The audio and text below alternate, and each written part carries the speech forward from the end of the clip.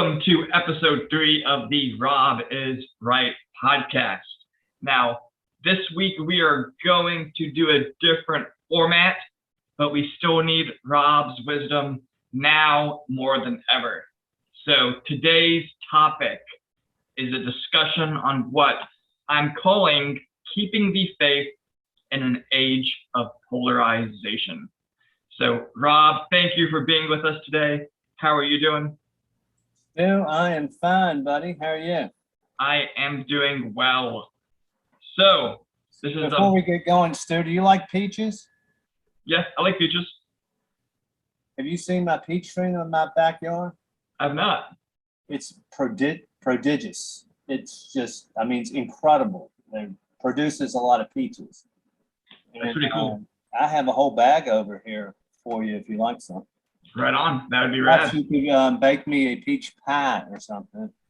Or give a peach pie to one of your many lady friends. Okay, we'll see about that.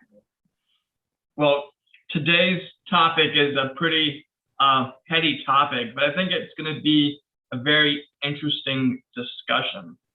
So one of the first things I want us to kind of examine and look at is the lack of love for our political and ideological enemies. Ooh.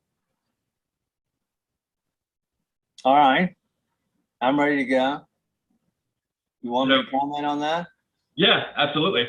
Okay. Stu, as a Christian, we can disagree with one another. I remember once I was on the vestry of my Episcopal church and we were discussing the death penalty and I was for it.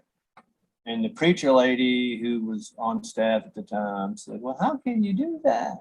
Well, because there's a difference between someone's soul and their secular life. So if God created all of us, which I believe he did, we are commanded to respect one another because God created us. But we all have souls. So I can say from a secular punitive point of view, a mass murderer needs to go to the electric chair because I can separate his earthliness from his soul. And I do not hate his soul while I might hate what he has done. And I think that is the essence of the Christian ethos. And the godless left does not think like this. They're filled with hate and they want to kill you. And they don't recognize yourself. What do you say about that? Yeah, there is definitely an aspect of the left that I feel is very susceptible to what Trungpa. So Trungpa was a Buddhist teacher, essentially brings Tibetan Buddhism to the West. Was he a fat little guy who? No, he was looked like all the other Buddhist little statues and everything. No, he was an alcoholic and a womanizer and a very controversial figure. But our kind of guy. Okay, maybe. But he spoke a lot about materialism, and one of the classifications of materialism was what he called psychological materialism, which is the philosophy or any belief system that you are so connected to, and your belief that it will bring a release from suffering. And so people become so strongly identified with their belief system or philosophy that they think it's gonna cure all the problems of the world. And then when it doesn't, then you become upset and it leads to more suffering. And he really kind of sees this and the ego's need to collect initiations or what he calls spiritual accomplishments. So there's almost like a fakeness to it. So, when I do see something like you say, the godless left, they do kind of do this thing where it's the collecting of the initiations where, you have to have like a flag outside your house to say, you know, we're the good people who think this. One of the most characteristic things I see are these signs where it's just like, in this house we believe, and then it's this diatribe. Hate that stuff. Around Richmond now, you see these little signs that have flowers on them, and they say "Be kind." And I'm sure because they're floral, a woman puts it on the house to virtue signal, and I can guarantee you she's the biggest bitch in the world. Yeah, and so that's where it kind of goes into the collecting of the initiations, where, you know, there's something in the human psychology where by just getting the flag or having the sign or posting about it on Facebook or social media, you feel like you've done the work, opposed to actually, you know, being truly selfless and doing the work. And I think there's a lot of tribalism. Yeah, absolutely. And I think, like, I'll take myself for an example, in that in every general election, I've always voted Republican. But I do not consider myself a Republican because I don't identify with that. I do think, and some people do for sure, but especially on the left, the way they're so ubiquitous in everything, they all agree exactly and go in lockstep. I see that as wanting to belong to this tribe, and you're loyal to the tribe, you're loyal to the Democratic Party, no matter what it does. And I think there is a religious aspect to that, just like you're talking about. Yeah, and so the thing that I kind of, I wouldn't say I You don't want a peach? What's up? You sure you don't want a peach? I'm good right now, thank you. Good. But so one of the things that I wouldn't say I struggle with it, but it's something I actively do think about is, you know, where Jesus would say, you know, be fisher of men, you know, bring people into the fold.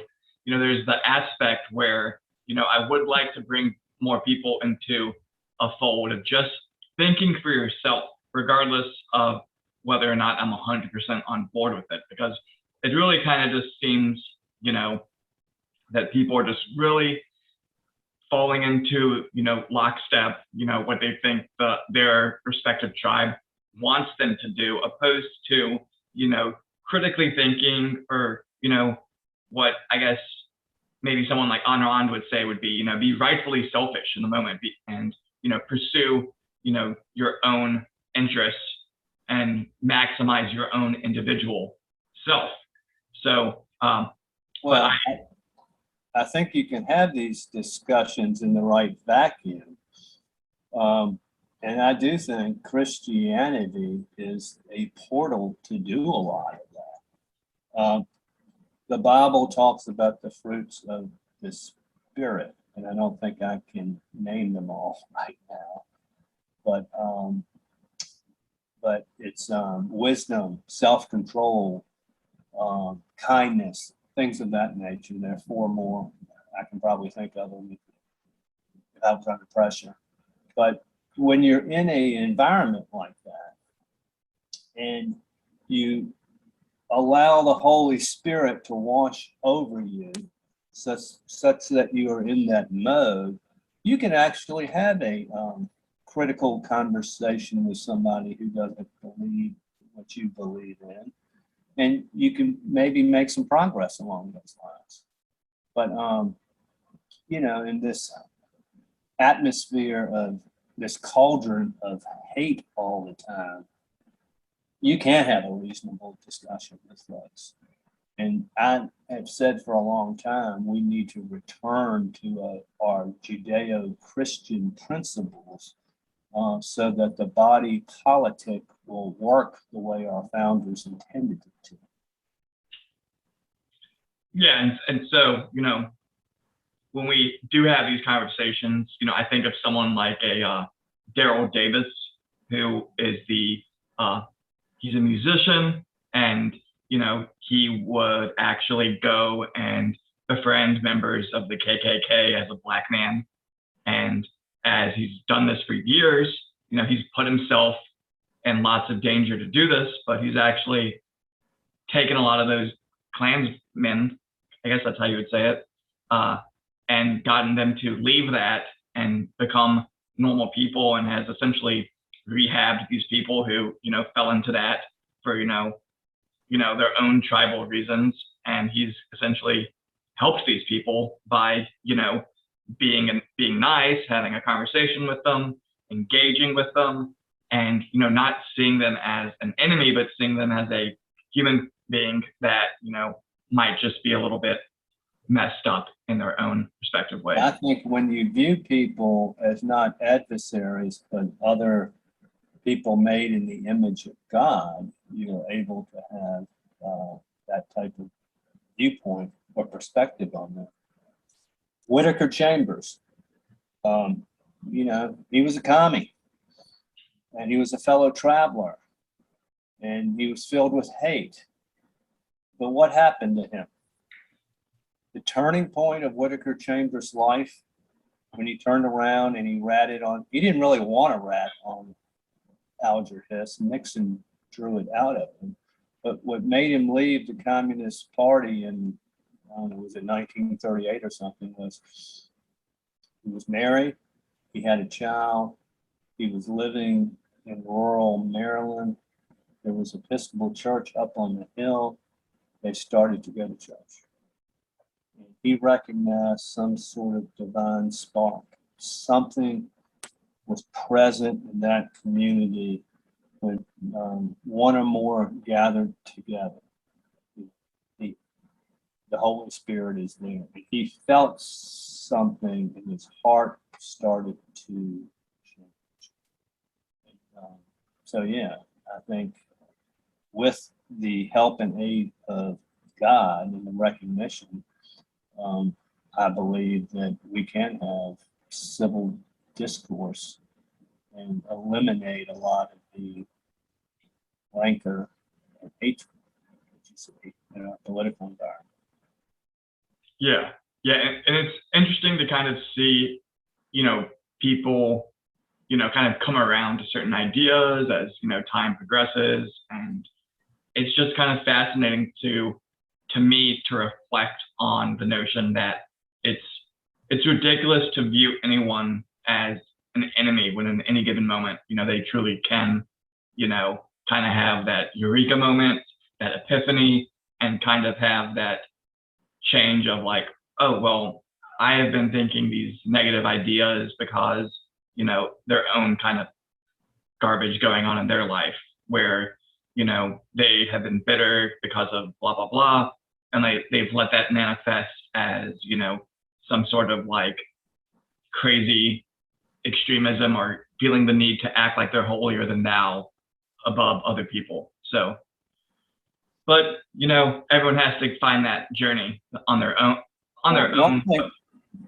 One thing that gets in the way of people traveling down that journey is hatred and anger. Anger is like a toxic disease, and it wraps people up where it clouds their thinking, and it's what forgiveness is all about. And again, to me, forgiveness of others is not forgetting what they've done or somehow excusing what they've done. It's loving them despite that. Being the Greek scholar that you are, Stu, you probably recognize the meaning of agape love as opposed to some of the erotica and some other types of Greek meaning for the word love. And, I think if we look at our fellow man with agape love, knowing that they are made in the image of God, then you respect mankind, you can respect the people, you don't hate them. And I think hatred and anger gets in the way of the proper workings of our body politic. Absolutely. And, even building more on kind of these Greek notions, you know, Aristotle would even classify certain friendships based on different levels. So he had three classifications. So it was essentially friends of pleasure, where you're friends with this person because you just like to do the same things, like go out drinking, go hiking. Friends of convenience, where you're friends because you're in the same place. Yeah. So like, any kind of school friends, and then friends of virtue. And so when I look at my own life, the people who have been my friends the longest, we are friends of virtue because we at least click on that level of having certain beliefs and ideals. I would agree with that entirely. Yeah. When I look at my closest friendships, they're the type of guys that you can talk about great works of literature, you can talk about religion, talk about relationships with others, and there's a total trust factor in that. So Aristotle was right. As he tends to be. Yeah. But so where do you think respect comes into this conversation? Respect. That's. I think respect and appreciation are somewhat tied together in certain areas. I know that men and women are different still. Okay. But I know that for men to function at their greatest capacities, they thrive on being appreciated and respected. In other words, this is kind of the virtuous realm of manhood. There is the duality of man, where man can listen to the holy side of the universe or the dark side. And I know men function best when their peers respect them and appreciate them. And they'll do more for others when they feel that way. I'm not sure that's the exact context you were referring to, but I do think that that political discourse, if it can be done in a modem of respect, it works better. Absolutely, yeah. However, I don't respect a lot of leftist thinking. I'll tell you that right now. But I would like to say that I don't hate anybody. As much as I think some of these people are dangerous, I look at them as creatures of God with a soul, and I can separate the things I hate about about their beliefs and the things they do from the fact that they are a creature of God and they have a soul, if that makes sense. Well, I mean, that kind of ties into what, Viktor Frankl, who is the one of the greatest psychologists of all time. Logotherapy, which is what he designed. Logotherapy. So that was essentially knowledge in the word. Finding meaning. So therapy through finding meaning in your life. And so, he survived the Holocaust. And one of the things he kind of talked about was that he wouldn't allow himself to give into hate. And often what he saw in the camps were, the Jewish appointed guards were the most brutal to their fellow Jews because, they were so concerned about their own self-preservation that they allowed themselves to do even more brutal things than the Nazi guards at the camps. Wow. Yeah. And so, when we understand that, some of these people in Congress, might be acting on 100% their own self-preservation, even if it seems ridiculous to me that, someone like Nancy Pelosi, needs even more money when she has like a, massive home, the refrigerator is completely stocked with Like I remember that one video of her during Ice cream. the ice cream. Yeah, all the ice cream. It was just like, okay, so you have essentially $400 worth of primo ice cream at the bottom of your fridge. And you're showing it off to the world. Yeah. Where, at the end of the day, that is someone who is operating on such a, what I would call animal level, where, it's all about surviving, even though they're flourishing, but they still think they need to continue to survive, even when I would say they're probably someone like that is engaging in, God, what's it called? It's not insider trading, but she had the knowledge and then sold off all of her stocks that she knew were going to take a hit. Would that technically qualify as insider trading? Good, yeah. Yeah, but like a lot of the politicians in Congress did that. They knew things were getting bad at the beginning of last 2 Marches ago, and then they sold off all these stocks knowing it was going to take a hit. So yeah, the guy from North Carolina did that too, the Republican. Yeah. So I think many of these people are complete narcissists, and Lord Acton, power corrupts and absolute power corrupts absolutely. And I think the longer you are in that realm, the more corrupted you're going to be. And speaking of religion, there's corruption in religion as well. And I've seen this with many a minister of a church where you're a rock star and you're popular and people fawn over you, and you're a human being and you can be corrupted. And generally a lot of these people in one position for a long time do become corrupted and they forget their original mission. Again, one of the things I think is emblematic and so remarkable about the Bible is the stories reflect human nature. If you look at the Sanhedrin and the Sadducees, the Sadducees in Israel, they were the political class of their day. And they rejected Jesus. Why? Self-preservation, because Jesus's message was right at odds with their position, their lofty positions in their civilization that gave them a position where people fawned over them, money and power. And you see the same thing in Washington today. I mean, it's to me, let's take this $1.1 trillion infrastructure deal. In my view, if I'm holding somebody else's money or spending money on their behalf, I'm a fiduciary. And I have to be ultra careful with how I spend that money.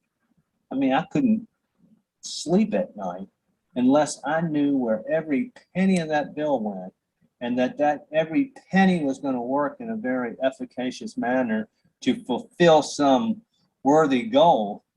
These mother beeps don't even read the friggin' bill. How irresponsible is that? And if they were in the private sector, if they were working for a bank, or if they were a trustee of a trust, something of that nature, as a fiduciary, they'd be in jail. I mean, it's criminal what they did, but they don't see it that way. They just want to pass that bill so they can tell people they did something great, stay in their office, and, acquiesce more power. And so, Stu, I hate that aspect. Perhaps I hate the earthly side of that. But even Chuck Schumer, I don't hate him I don't hate his soul. I see him as a child of God. Well, I guess I don't want anything bad to happen to him. Yeah. I want him out of Congress. The issue at hand is that, what I would call acts of service, towards, other people, they aren't neglecting, in theory, if you're in Congress, you're representing your people, and then you should be acting in service to them. But that is not the case at hand. And then at the same time, they're their words and actions. There's no solidarity between that. So they're essentially, saying one thing and then acting in another way, which in a way I would consider that to be almost gaslighting the population. Oh yeah, they're duplicitous, but it's a learned trade when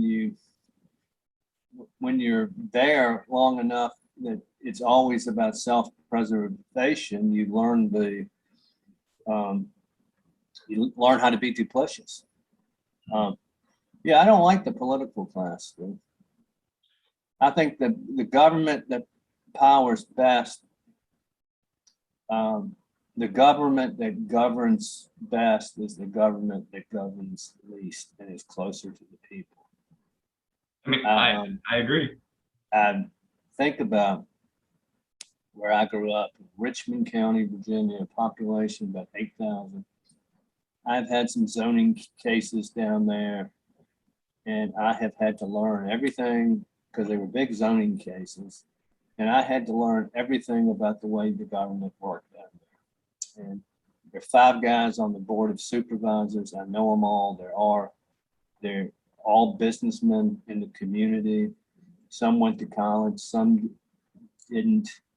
They all look at themselves as a fiduciary of the taxpayers' money because it's small and they know everybody there. And that county is so incredibly well run with the limited resources they have. They've got a great school system. They've got great EMT. I mean, it works because it's small and the government is close to the people. And when you pass a $1.1 trillion bill and nobody knows what's in it, that is just, it's everything that's wrong with Washington. And the hubris to even vote for something that you don't even know what's in there. I mean, Yeah. it's unbelievable. I think they all ought to all be in jail for that alone. So if I'm channeling my most empathetic me, I'm recognizing that I do something similar every time I agree to the terms and services of all these little, computer things I agree to, where you see the giant thing, you scroll to the bottom, And and just hit yes. And you just hit yes just to get it on with it. So in my own way, I do something like that, but at the same time, I'm not representing, arguably hundreds and thousands of people. Well, yeah, I mean, you're not representing anybody when you do something for yourself. I mean, but it's a similar behavior. When I invest my money, I take risks that I would never do with, somebody I'm a fiduciary for. Yeah. But yeah, it's distorted, but it's, again, you read about this phenomenon is the phenomenon of the fallacy and the hubris of human nature is throughout the Bible. And one of the things that makes me believe in the veracity of the Old Testament is if the Jews were writing this for popular opinion, why would they write it the way they did? They had every faux pas you can imagine, and every sin that the people have done. So you wouldn't make that up. So it's very real to me when I read about the nature of man in the Old Testament, and of course God's way of dealing with us. So when we think of the nature of man, I think man at his best is a martyr of sorts. So where do you think martyrdom and service come into the conversation when we think about, this extreme polarization going on right now? Well, you can think of martyrdom in 2 different ways. One is the whiny, like, whoa, it's me. But one is the heroic way, where the guy jumps on the hand grenade for his buddy on Iwo Jima. Mm-hmm. um, martyrdom and what? And service to others. In which light? In just general, or? I would say in general, I would say service to others in the sense that it's building a better spiritual you. And this is also in the frame of, extreme polarization. In the general world, serving others as it fills your own spiritual need? Is that what? Well, I wouldn't. There is definitely fulfilling your own spiritual need, but in a way, I would say that's egocentric in the sense that you're doing it for you opposed to doing it for a community or like a group of people being impacted. Wow. Yeah. I've often struggled with that, Stu, in that I'm smarter than everybody else in the world. So, bro, Stu, you're supposed to, That's why we have this whole podcast. Okay. So, I was looking for an expression. Okay. But I'm wired to fix things. Yeah. And I'm good at fixing things. And a lot of people come to me with issues, not just legal or financial, but all kinds of things. And I'm really good at giving people advice and telling them how to fix a problem. Okay. But I wonder, I often ask myself, do I do that out of a sense of service because I have this innate desire to help my fellow man, or do I do it because I want them to say, damn, that Rob Smith, he sure is smart. He sure did help me. And if I'm honest with myself, I gotta sneeze. If I'm honest with myself, there's a little bit of both of that. Mm-hmm. I think that's fair. I think that's okay. Yeah. When I think of, inspiration through martyrdom, I think I even go all the way back to someone like Socrates, who was willing to die to make a point. Yeah.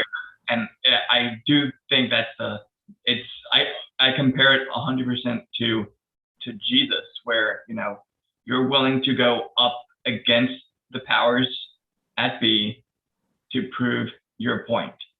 And I don't think it's selfish, but I think you're, touching that true best human sense where, you are transcending, the physical you and being a higher being.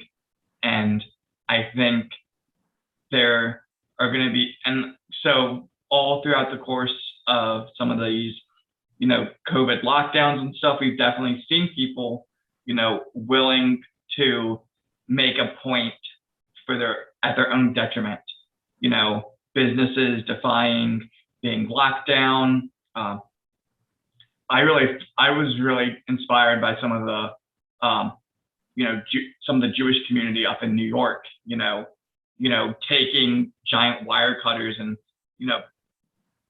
cutting the chains of the parks and playgrounds. So they can bury their dead. Well, yeah. And then, people doing church services. Yeah. So there's definitely been, and then, people, getting in trouble for that. So it's not. I wish we'd see a lot more of that. Yeah. Resist, people, resist. But when I look at, when you first started talking, the first thing I thought about was in the Great War of Northern Aggression, how, now it must be fair to the Union as well, but the Confederate soldiers would pick up the battle flag after, and the colors and lead the charge. In Gettysburg, the colors fell 3 or 4 times and somebody would pick them up. And you're dead meat if you're carrying that flag. But that was perhaps what you're talking about, martyrdom through inspiration. Or your martyrdom inspires others, essentially. Right, exactly. And Socrates certainly did that. Yeah, I mean, we're still talking about him, you know, Yeah, his principles and yeah. and, you know, debating, you know, was it right for him to defy the state and then agree to the punishment the state gave him, which is essentially the same thing that happened to Jesus, where, you know, he defies the state. They say, okay, we're going to crucify you. And, you know, he doesn't run away. He knowingly goes to his death, just like Socrates, you know, willingly drinks the hemlock, even though his students were saying, you know, we can sneak you out of Athens. So, yeah. Yeah, well, you know, Jesus it was foretold, you know, 700 years beforehand. He was acting out the passion play, but yeah, he's exactly what you're talking about, because he was a true sacrifice for everyone else. yeah. And Christians today look at his sacrifice. You know, the whole "what would Jesus do?" Be like Jesus. You know, that's the we can never do that. We can try, but you know, he was willing to go into the temple and, you know, kick out the moneylenders, and, you know, he saw something being desecrated, and, you know, he wanted to, you know, reawaken the holiness of a place, and so he was willing to, you know, fight evil in a certain way, and was willing to accept the repercussions for doing that. yeah, he wasn't going to win a lot of friends by doing that. In you know, the higher up of Jewish society, for sure. Yeah, I mean his actions in Holy Week, you know, again, you can draw so many parallels between what Jesus did, confronting the power base in today's world and how the power base acts. Always think about, you know, Jesus rode into town on a donkey with palm leaves. He dies on a cross. And that, you know, this whole groupthink, scientism element we spoke about in our last podcast reminds me of when Pontius Pilate offered the crowd a choice. Do you want to release, you know, the Jews would allow the Romans would allow the Jews to choose somebody they would let out of prison. Yeah. On Passover. And here this guy was the most popular guy at the beginning of the week, but at the end of the week, the crowd chose Barabbas, a murderer. And it, you know, it's another element of human nature that is represented in the Bible as the way it is. And I think it's a lesson for us to learn how to deal with that. So the crowd, the excitement of the crowd, the passion of the crowd. Scary. Well, and then another thing that I kind of think about is, you know, it's kind of a corny thing that people say, but, you know, in this world of social media where people care about how many followers you have, you know, I've seen people say, why do you care about your followers? You know, Jesus had 12. Where, you know, in theory, the person who isn't the most popular will probably have more wisdom than, you know, whoever is the most well-liked and blah, blah, blah, blah, blah. And I think of someone like... the meek shall inherit the earth. There are a few ways to translate that, but but I think of someone like Glenn Greenwald, who, you know, was considered, you know, the, you know, golden boy of the left at one point, and then is no longer thought of that. And then, you know, he's thought of the golden boy of, you know, the right for a little bit, and then is no longer thought of that. And, you know, but he always speaks the truth, whether or not, and has lots of enemies because of it. Well, if you're playing, it depends on whether you playing the end game for your earthly existence, or are you playing it for posterity. And I think if you're a truth teller you're playing it for posterity. Yeah. You might not ever be recognized in your own life to have some sort of acclaim and glory, but the glory is telling the truth, and you realize that's the most important thing. Yeah. So if the truth you told isn't discovered until 300 years after you die, that's fine. You were right. And I like being right, Stu. I know. I much prefer to be right than to have people fawn over me because I think just like they do. And so, how do you think acts of service factor into all of this? Well, I think there's a differentiation between Catholicism and Protestantism when it comes to acts of service, in that the Catholic Church, I think, believes more in works, and we Protestants believe in grace. So, and I think Jewish community is more oriented on works too, which means you do good, you do good, you do good. But the problem with that, from my perspective, I believe in grace above works, because if you do good with a bad heart, all you're trying to do is to do what the Sadducees did and say, look, here are the 512 rules of Leviticus, and I have obeyed every one. Well, you're still an asshole, okay? And you don't care about people, and you don't have any love in your heart for your fellow man. I believe if you accept the grace of the Holy Spirit, then you will want to do good works. And generally, you do good works. So I think there's a difference there. I can remember teaching my confirmation class at church, and one of the ministers or somebody, a lady of the church, wanted our class to bring in coats for the poor, and usually the mothers did all the work, and the kids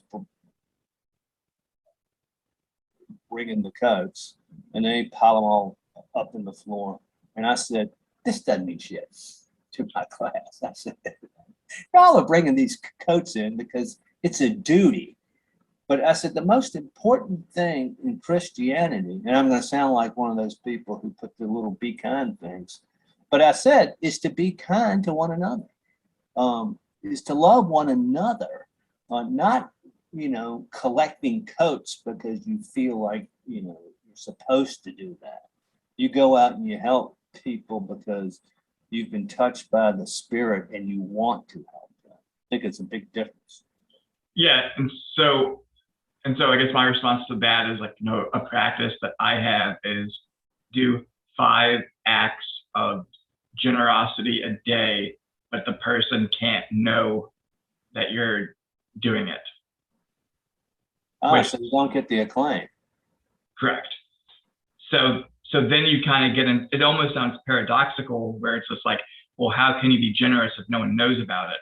So then you kind of force yourself to, really grapple with that idea and, navigate how you could actually carry out that mission.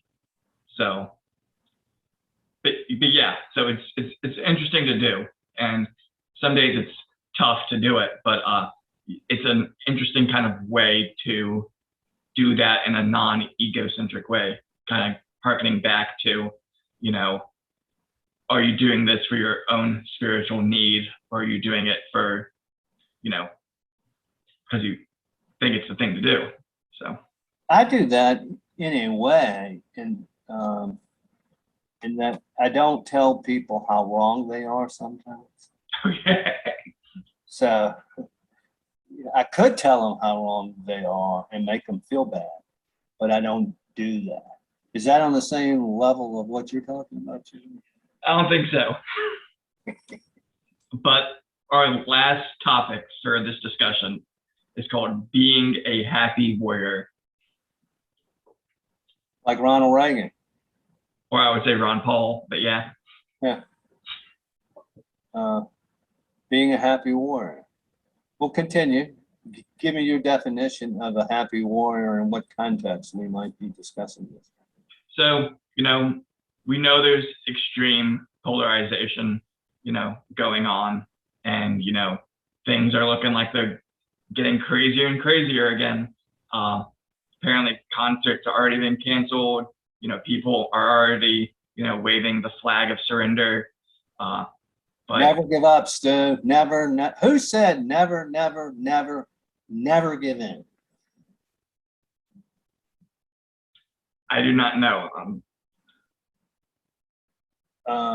Hint. He smoked a lot of cigars. Oh, Churchill. Okay. Okay. Anyway, things are getting crazier, you said. Things are getting crazier again. And so, there's still fights to be fought, victories to be had, losses to deal with. And so I think there's an aspect of this where, it wouldn't be worth it if it was easy. It wouldn't be worth it if, everyone you talk to was just like, oh, wow, you're 1,000% right. You really have to be, earning your victories and, happy that, it's not an easy road. Otherwise, you wouldn't feel the thrill or exhilaration, when things are good.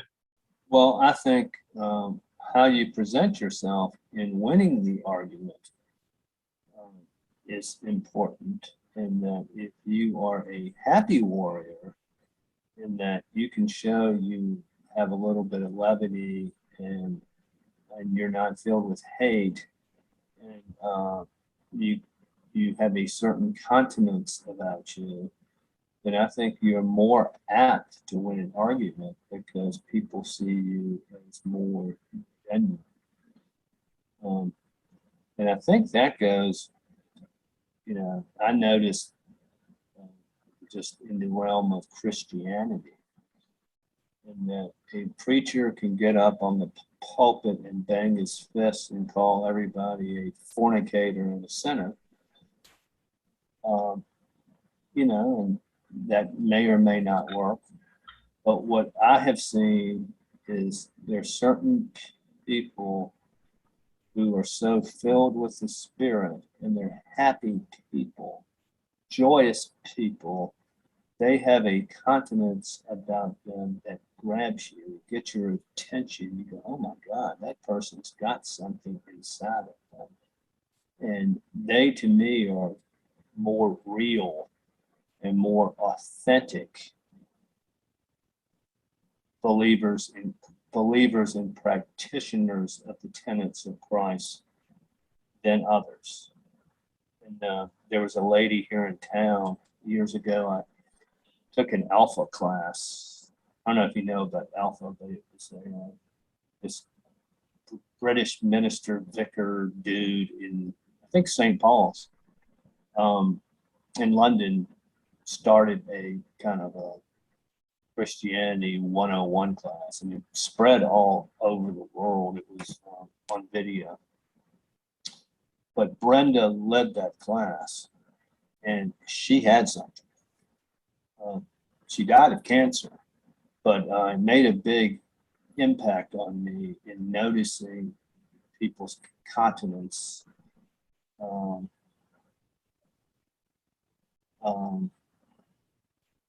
in dealing with them. And I'm kind of more alert to that now. But a lot of times you just see some people are joyous and happy, and they can present an argument in a joyous and happy way. I think that's powerful. Absolutely, yeah. Well, any closing remarks for your fans out there? Is that all today? Yeah, I think. I mean, okay. I had one other topic, but I think we kind of addressed it without needing to specifically.